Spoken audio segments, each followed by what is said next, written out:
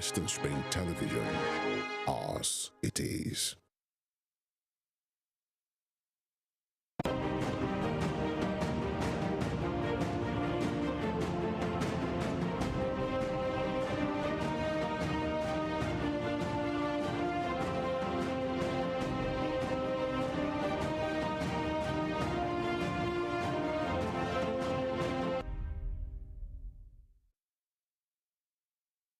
Here are the top stories of the news.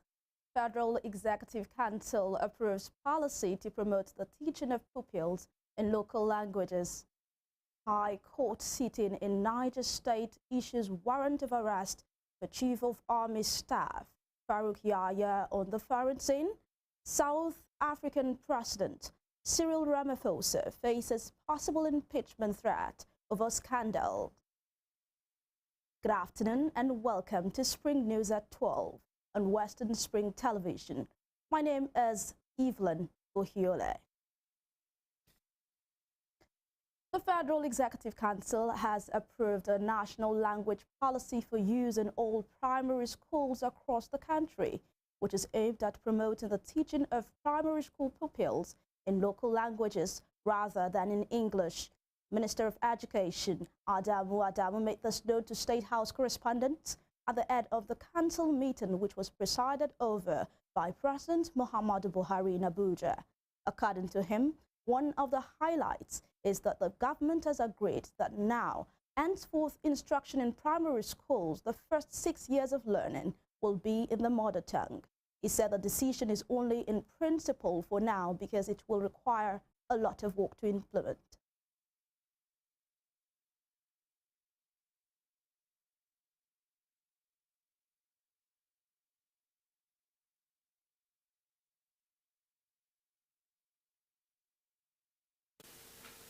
Memo on national language policy, which has been approved.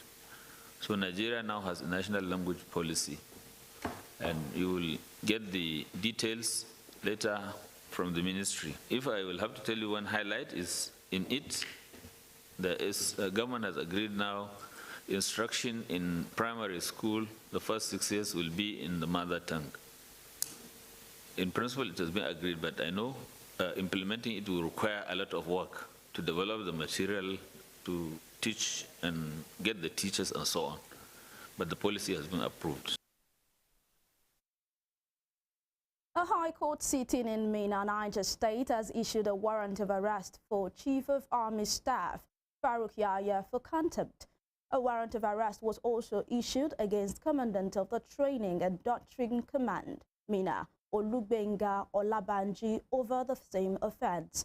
The order was issued in respect of a suit between Adamu Makama and 42 others versus the Executive Governor of Niger State and 7 others. The case has been adjourned to December 8th for continuation. On Tuesday, a federal high court in Abuja sentenced the Inspector General of Police, Usman Baba, to 3 months in prison for disobeying court order. Similarly, an FCT High Court ordered the remand of Chairman of the Economic and Financial Crimes Commission, EFCC, Abdulrashid Bauer, for contempt. However, the order was later set aside.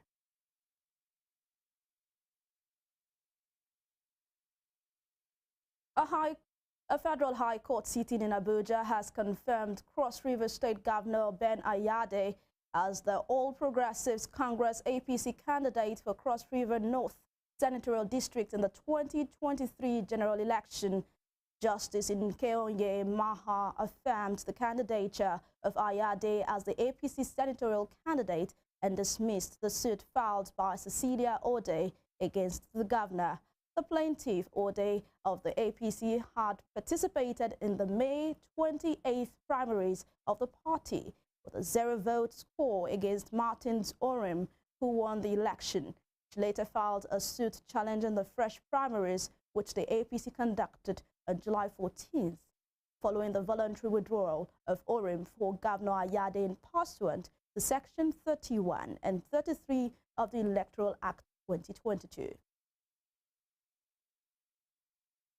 In the meantime, the Federal High Court sitting in Port Harcourt has dismissed a suit filed by Bernard Miko against the emergence of Tonia Cole as the Rivers State All Progressives Congress APC governorship candidate for the 2023 general election. Miko, a former member of the House of Representatives, sought to stop the APC and Cole from taking part in the 2023 Rivers State governorship election. However, the court dismissed the case for lacking merit. In May, Cole, a former executive director of Sahara Group, won the APC governorship ticket in Rivers State. Inspector General of Police Usman Baba says no governor will be allowed to prevent opposition political parties from holding rallies in their state.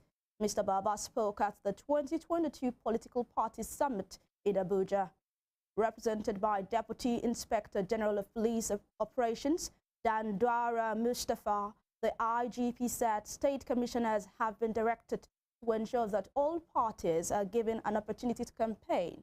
Mr. Baba said while some governors should be commended for allowing opposition parties to hold their activities freely, there are complaints about others. The IGP said any police commissioner who does not obey the order will be redeployed. President of the Senate, Ahmed Lawan, has cautioned Nigerians against vote trading in the 2023 general election. Lawan stated this when he received members of an election observation group, polling unit ambassadors of Nigeria at the National Assembly complex in Abuja. The Senate president, who was presented with a red flag against vote buying and selling, called on Nigerians, especially youths, to shun vote buying and selling. Lawan said individuals who engaged in vote trading stood the chance of being prosecuted, adding that security agencies across the country had been tasked to arrest and prosecute those who get involved in the act. Meanwhile, the Independent National Electoral Commission, INEC, has begun the distribution of bimodal voter accreditation system facilities to the remaining parts of the country, including the northeast and southeast states. The chairman of the commission, Professor Mahmoud Yakubu, supervised the airlift at the Murtala Muhammad International Airport, Lagos, yesterday. Meanwhile, the Nigerian Air Force has also confirmed that it has begun the airlift of election materials for INEC ahead of the 2023 polls. NAF spokesperson Air Commodore Edward Gabwet, however, said the force cannot provide aerial support to all INEC offices nationwide at the same time. Elsewhere, the National Human Rights Commission, NHRC, has underscored the pivotal role played by principals and vice principals of schools in society and the school systems.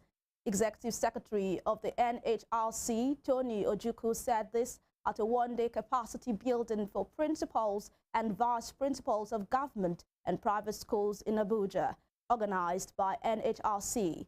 Mr. Ojukwu, represented by Director of Civil and Political Rights in the Commission, Abdurrahman Yakubu, emphasized their role of inculcating the right attitudes and values in pupils and students. He also said the Commission was working to integrate human rights in school curriculum. That the Commission is working on concerning integrating human rights education into our school system is the review of the curriculum, particularly for primary and secondary schools. Many things are put together under civic education. You know, in the past, we used to have civic education, we used to have social studies, but we feel that there should be more in terms of knowledge about human rights. So whereby the young people in primary school, in secondary school, they will begin to know about what are the human rights first, and also how to respect the rights of other persons. So if that is done, we have a society where we imbibe human rights culture. That is the purpose of that program, working with the school system to review the curriculum to add human rights education. Okay. There is room for improvement. So there may be certain gaps, there may be certain challenges, and that is the whole essence of human rights education, particularly in the school system, so that we can sensitize the school authorities, the children, and even the parents, so that they will know that it is not proper for young people who are supposed to be in classes to be roaming about the streets. And I think the department in charge will also try to continue to work with the school authorities, not only in FCT, but across the country. One of the things that we hope to achieve is to ensure that the school authorities instill more discipline. You're watching Spring News at 12 on Western Spring Television. We will be right back after this break.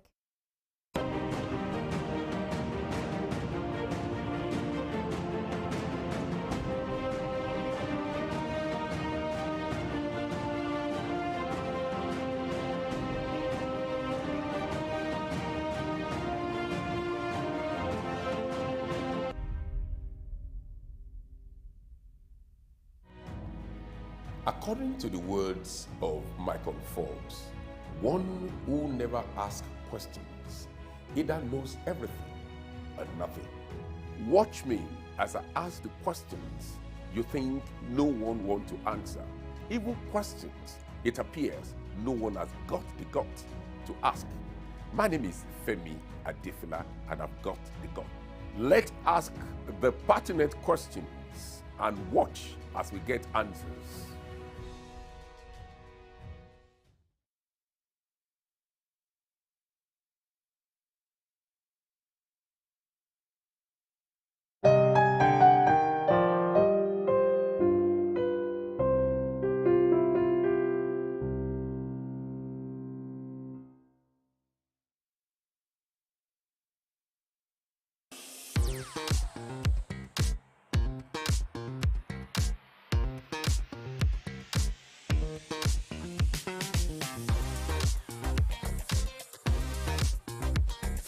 Turn it up! It's the Wild Wild West, and Western Spring Television is pulling out all the stops to make sure that you don't miss out on every of the fun and happenings around you. Yup, we've got you covered because your girls got all the juiciest tidbits and entertainment news from around the world.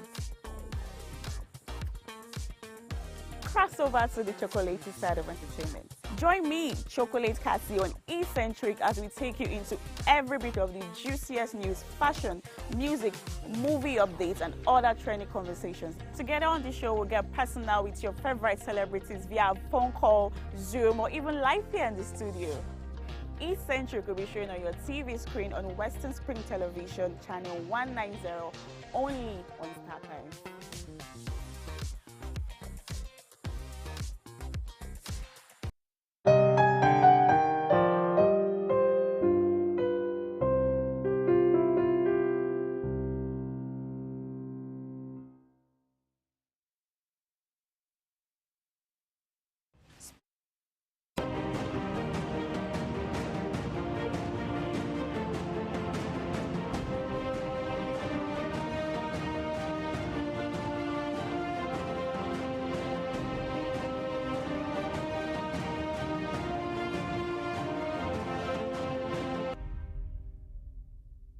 Welcome back. This is still Spring News at 12 on Western Spring Television.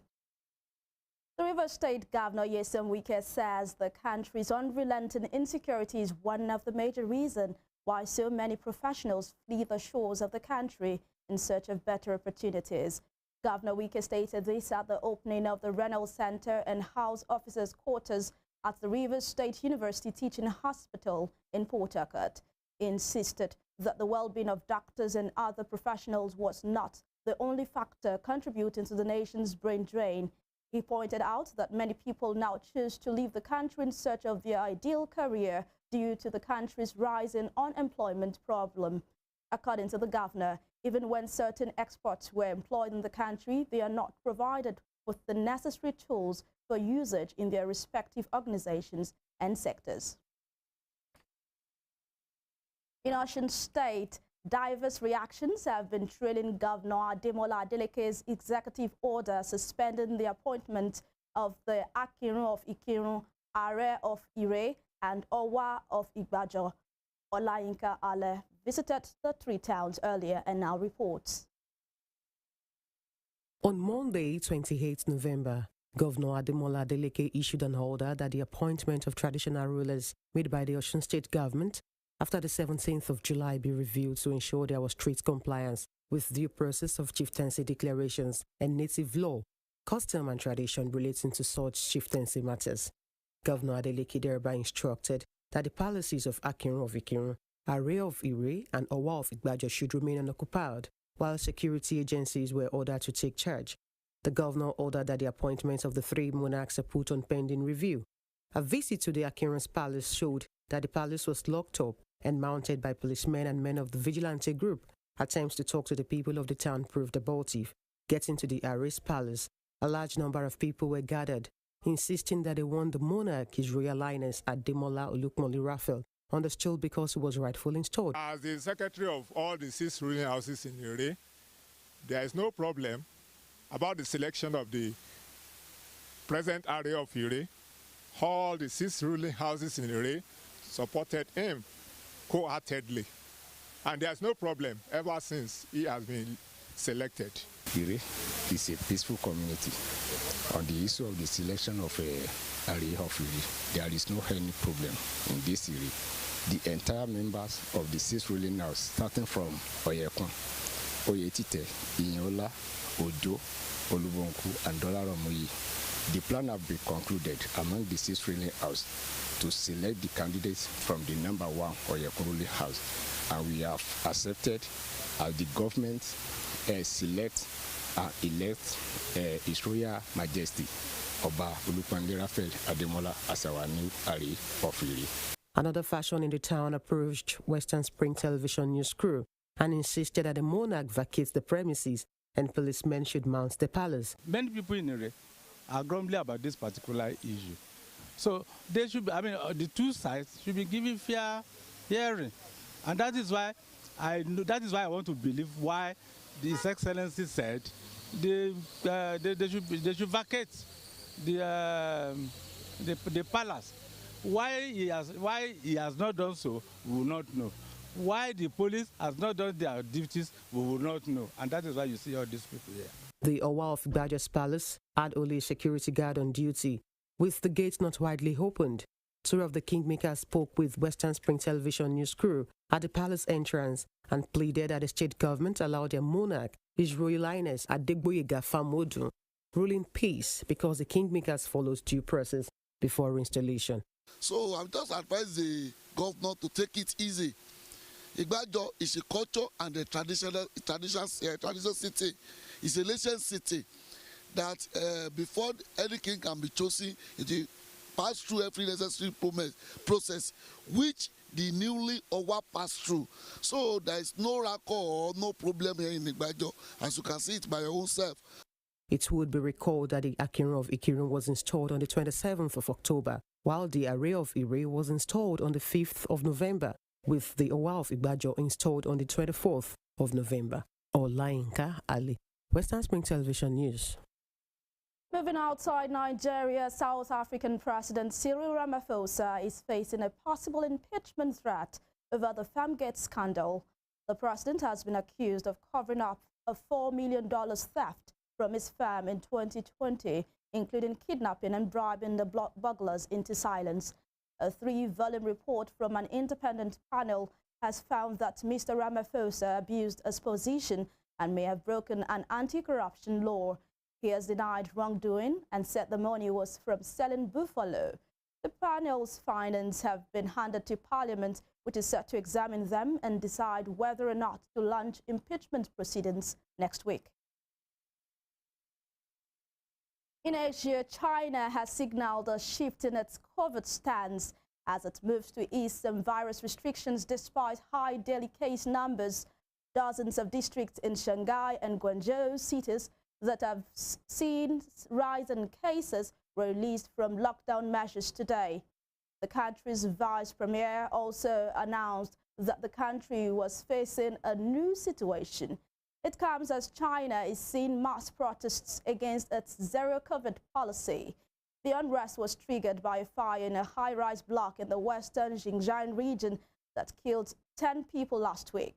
Many Chinese believe long-running COVID restrictions in the city contributed to the deaths, although the authorities deny this. It led to days of widespread protests across various cities, which have since subsided amidst heavy police presence. The United Nations has appealed for record funds for aid next year as the Ukraine war and other conflicts, climate emergencies, and the pandemic push more people into crisis and some towards famine.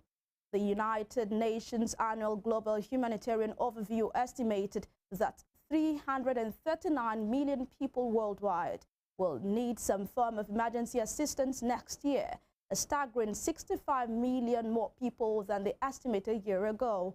UN Aid Chief Martin Griffiths told reporters in Geneva that it meant next year is going to be the biggest humanitarian program the world has ever seen.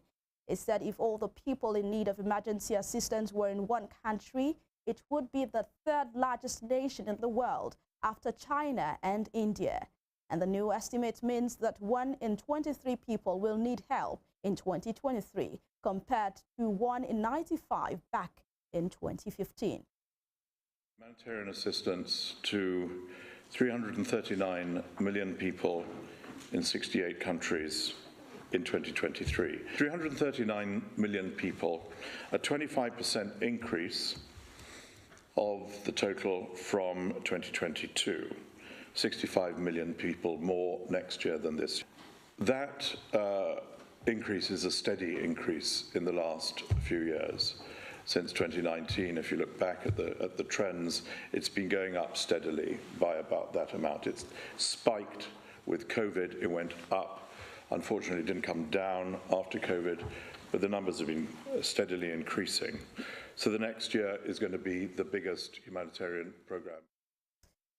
Major players in the soft drink market have asked the National Assembly to protect businesses from collapse over the 10 naira per litre excise duty tax imposed on the industry. They said this in Abuja in a meeting with the leadership of the National Assembly. In January, the federal government introduced an excise duty of 10 naira per litre on all non-alcoholic, carbonated and sweetened beverages. Operators in the carbonated soft drinks subsector of the Manufacturers Association of Nigeria had kicked against the tax. Speaking on behalf of the producers, Chairman of the Nigerian Bottling Company Limited, Segun Akpata, said the National Assembly tax burden could lead to the collapse of the sector. He added that in their sector, they pay taxes of over 300 billion naira. Responding, Senate President Ahmed Lawan said the National Assembly would continue to protect businesses in the country and address the 10 naira per litre excise duty tax on carbonated drinks. Elon Musk has said he and Apple boss Tim Cook have resolved the misunderstanding over Twitter possibly being removed from the App Store. On Monday, Mr. Musk accused Apple of threatening to quote the platform from its App Store and said it had altered most of its advertising on the site. But Twitter boss tweeted yesterday that Mr. Cook was clear that Apple never considered doing so. It did not say if Apple's advertising was discussed at the meeting. The meeting between the two tech leaders comes as many companies have halted spending on Twitter amidst concerns about Mr. Musk's content moderation plans for the site, a major blow to the company, which relies on such spending for most of its revenue. To sports, Mexico defeated Saudi Arabia 2-1, but agonizingly went out of the World Cup on goal difference on a night of incredible drama in Doha, with Argentina beating Poland 2-0 in Group C at Stadium 974 and Mexico leading by the same scoreline at Lusail Stadium in the 94th minute. Gerardo Martino's side needed one more goal to prevent them from going out according to FIFA's fair play rule, but Salem Al-Dosari's injury time consolation goal for Saudi Arabia sent the distraught Mexicans home away, leaving the Polish players to celebrate across the city. Before we end the news, here is a recap of our top stories. The Federal Executive Council has approved a national language policy for use in all primary schools across the country, which is aimed at promoting the teaching of primary school pupils in local languages rather than in English. A high court sitting in Minna, Niger State, has issued a warrant of arrest for Chief of Army Staff Farouk Yahya for contempt. On the foreign scene, South African President Cyril Ramaphosa is facing a possible impeachment threat over the Farmgate scandal. Don't forget to follow us on our social media handles on Facebook, Instagram, and Twitter at Western Spring Television. You can also watch us live on our YouTube channel at Western Spring Television. That ends Spring News at 12 on Western Spring Television. I am Evelyn Ohiole.